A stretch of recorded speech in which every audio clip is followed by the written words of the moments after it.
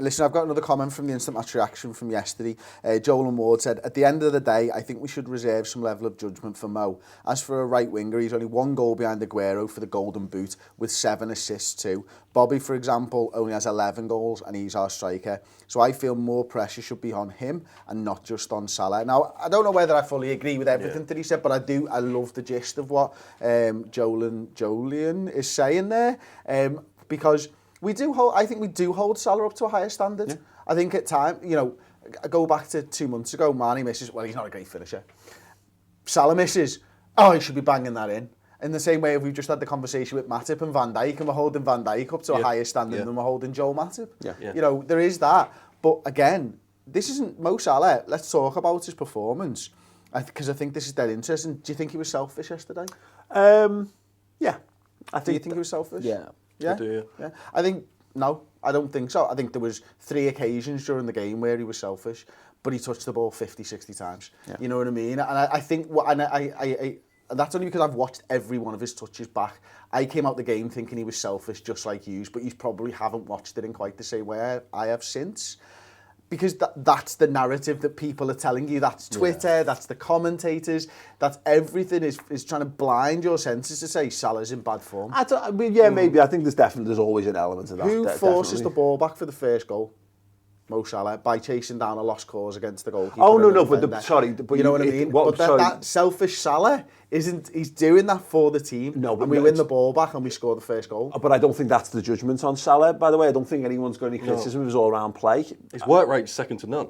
As a winger, we're saying this for weeks now, as a winger, he's fine. You can blow hot and cold as a winger. We're judging him as Mo Salah, goal-scoring phenomenon, and in front of goal, he's completely lost his head, and I think he's trying too hard, and that's where the selfish stuff comes into it. It's fine if he's the main man. You've got to be selfish. No one criticises Luis Suarez or Messi or all these guys for being selfish because you normally stick the ball in the back of the net. That is what it is. That's the issue. It's not him being selfish or not being selfish. It's the ball not hitting the back of the net. Yeah. Messi scored one of the best goals I've ever seen. Salah hits that yesterday and it goes flying over the bar and he's selfish. Messi does it because it goes in the back of the net. That's pure genius, brilliant. That's how strikers become world class. That's how strikers score that many goals in a season because they have to take that many opportunities. Oh, no, absolutely. And Mo Salah's doing that right now. And yet we seem to be looking at him going, he's playing shit. He's not playing shit. His finishing has left him at the moment. I think that's the difference. I think he was poor in this game though, even by comparison to the relative dry spell in front of goals, because the amount of times it was the extra touches he was taking. He was running himself into blind alleys because the selfish stuff is not I'm in front of goal and I could lay it on to someone else. He was selfish by not bringing other people into play when he's not guaranteeing himself a goal scoring opportunity. What he's doing is he's taking himself away from the goal because he's made a poor decision there. Because I think, I'm saying this now for weeks and weeks, that 50 goal thing is just hanging over his head, and it's hanging over the team's head as well. Because I think we're passing the ball to Salah when we shouldn't be passing the ball to Salah as well. Because I think they're desperate for him. They believe in him. They know as soon as he gets it, he's going to be back flying. He'll be scoring a goal a game once he gets through that. But everything now, it's every time he goes a game without doing it, it adds on. It goes back to the Allianz. Goes down, just go dive, get a penalty. But he's so tunnel vision focused on getting that next goal that I think it is impacting it, because I think his actual play when we were breaking, when he's charging towards the 18-yard box, what he should do is what he does for Mane's second goal. More of the bringing other lads into it. If it's not working for you, it's fine that it's not working for you.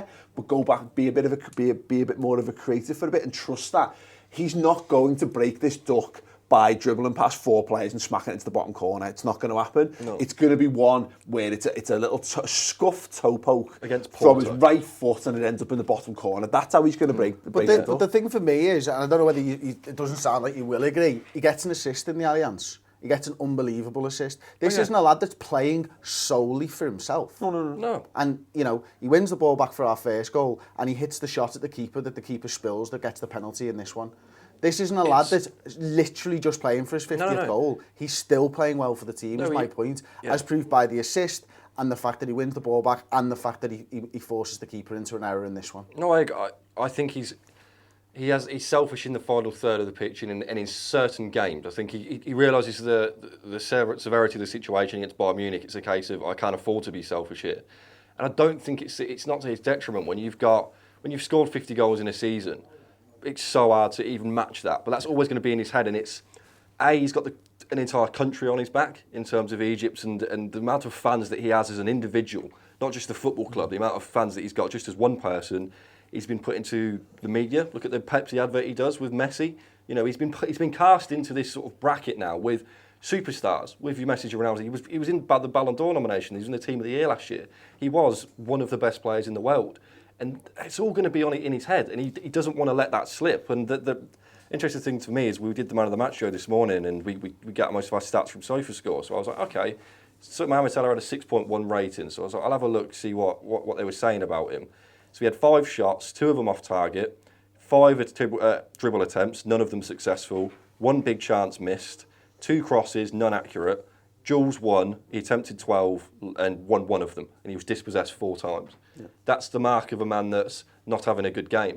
Doesn't say that he's being selfish, but it's a case of, you can't argue that he is off form and it's bothering the problem is that people go, there's an overall judgment, and I think there's shades to grey of this, is that people say, someone said to me, that come to me in Munich, said, what about Salah's form? He's been in poor form. No, he hasn't. He hasn't been in poor form at all. He's been in really good form. He just hasn't been in really good goal scoring form. Yeah, but he's had, by his standards, not even his goal scoring, by his standards of a really good winger, he's been the worst of our front 3 in 2 or 3 of the games in that dry spell. Yeah.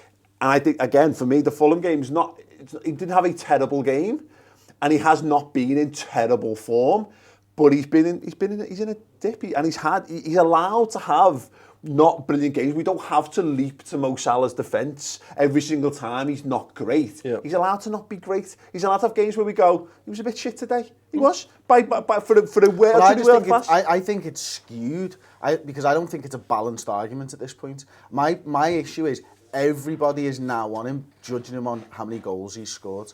And they're now not looking at his all-round play. And I'm not saying it's huge, but online, my word, I mean, it's been terrible.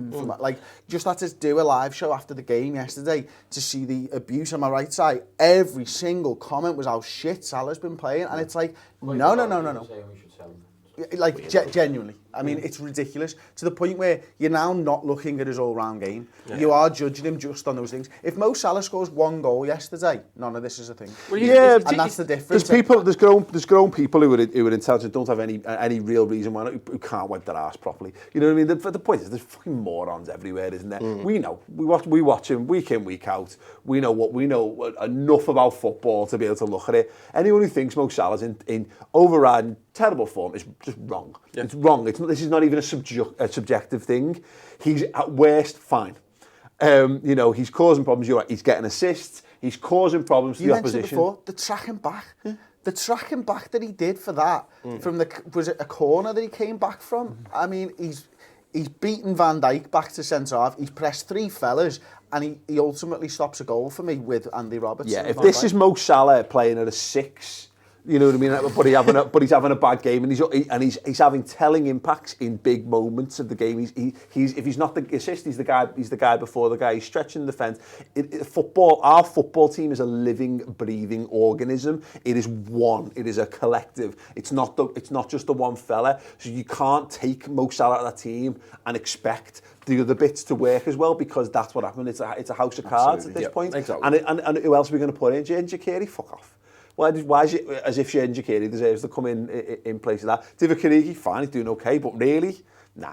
Mo Salah will score his 50th goal in the most random of circumstances, and then he'll probably score 5 or 6 between now and the end of the season, and no one will even remember that he had this. I think it'll be a pen against Tottenham, and we'll be 4-0 up. Score the rebound. That'd be nice. I was just going to say that this guy, in that same vein, this comment that we referred to a little bit ago, actually makes a rather good point, because again, Bobby's not performing poorly, but it seems that there's a perception of, not only from our own fan base, but from like experts and other rival fans, that, Firmino as a striker doesn't get so many goals, but it's fine because we can all appreciate his all-round game. For some reason, when it comes to Salah, it's all about the goal scoring form, and that's bizarre again because of this guy. Because for me, if anything, you should be applying that to Firmino because he is a striker. But it's bizarre. The problem with Mo Salah is that Mo Salah, and there's people who support Liverpool now because of Mo Salah. Yeah. Exactly. Yeah. And funny if we were talking to a guy about this, about it happened to Roma as well. And you've got lads who now hate Sadio Mane because they blame Sadio Mane's selfishness for Mo Salah not scoring, which should be funny because they want to play for him yesterday and Salah should have scored and doesn't, you know.